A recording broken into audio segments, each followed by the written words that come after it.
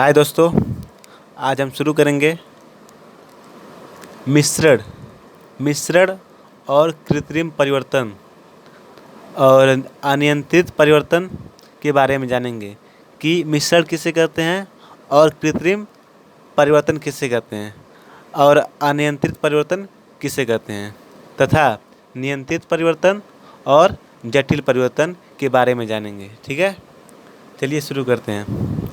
पहला दिया है मिश्रण।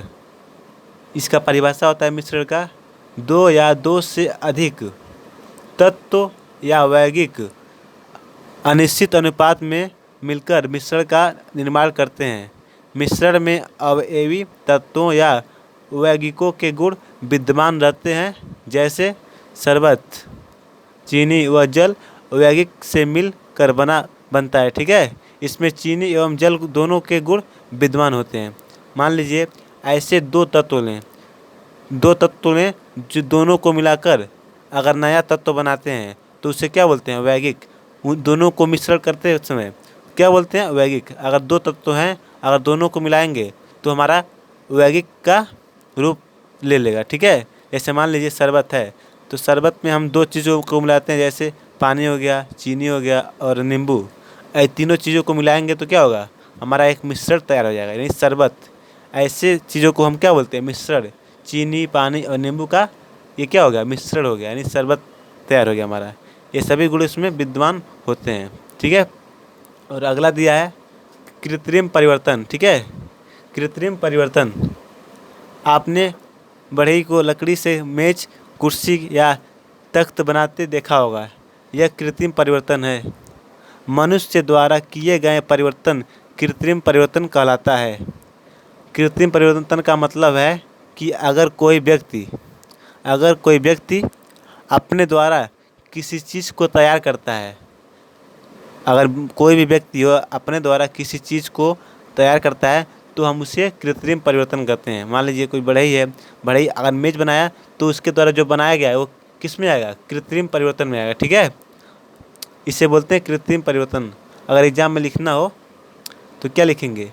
मनुष्य द्वारा किए गए परिवर्तन कृत्रिम परिवर्तन कहलाता है। ठीक है, ये इसका डिफिनीशन है। और अगला है अनियंत्रित परिवर्तन। अनियंत्रित परिवर्तन यानी जिसे हम नियंत्रित ना कर सकें, जैसे हमारा आंधी हो गया, तूफान हो गया, सुनामी हो गया। ये सभी चीज़ क्या है? अनियंत्रित परिवर्तन में आएंगे, क्योंकि हम इसे नियंत्रित में नहीं कर सकते। ये हमारे हाथ में नहीं है कि हम इसे रोकें या कुछ भी नहीं कर सकते हैं। ये प्राकृतिक चीज़ें हैं, कभी आ सकती हैं, कभी जा सकती हैं। किसी भी मनुष्य के हाथ में नहीं है। इसका परिभाषा होता है अनियंत्रित परिवर्तन का ऐसे परिवर्तन जिन पर मनुष्य का नियंत्रण नहीं होता है, या ऐसे परिवर्तन जिन पर अपना कोई नियंत्रण नहीं होता है, अनियंत्रित परिवर्तन कहलाता है। जैसे आंधी, तूफान, वर्षा, बाढ़ आदि हैं। ये सभी चीज़ क्या हैं? हम इन सभी चीज़ों पर नियंत्रण नहीं रख सकते। मान लीजिए मोटरसाइकिल है, अगर मोटरसाइकिल लेके हम अगर कहीं जाते हैं तो हमारा मान लीजिए चौराहे पर रुके हैं तो क्या हुआ? वो हमारे अंडर में है कि हम इसे कहाँ रोक सकते हैं या कहाँ नहीं रोक सकते हैं। मान लीजिए आंधी आ गया तो आंधी को हम कभी रोक सकते हैं? नहीं, क्यों? क्या है? वो प्राकृतिक चीज़ें हैं, हम उसे रोक नहीं सकते हैं। ठीक है, ऐसे परिवर्तन जिन पर मनुष्य का कोई नियंत्रण नहीं होता है, उससे हम क्या बोलते हैं? अनियंत्रित परिवर्तन। ठीक है,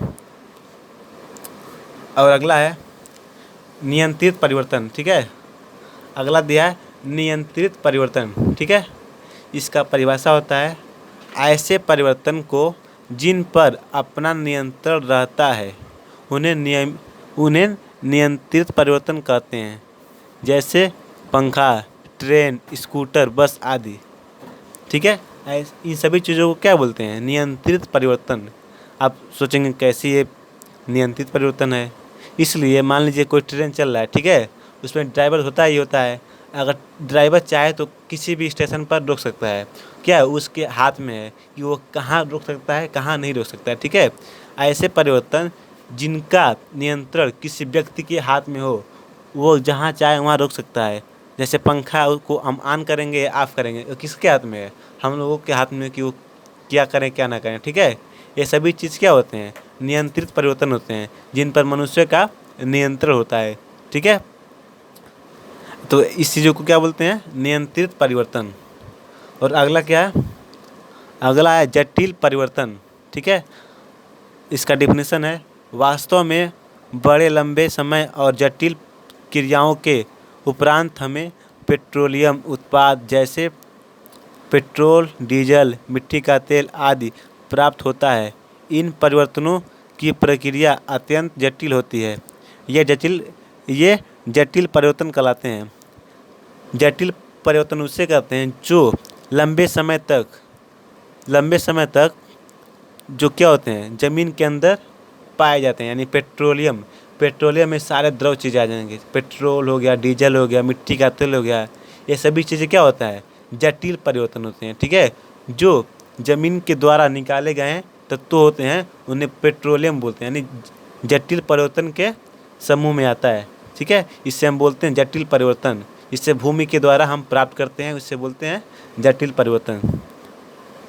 अगर आपको ये वीडियो अच्छा लगा तो इस वीडियो को लाइक और सब्सक्राइब करना मत भूलिएगा। जय हिंद।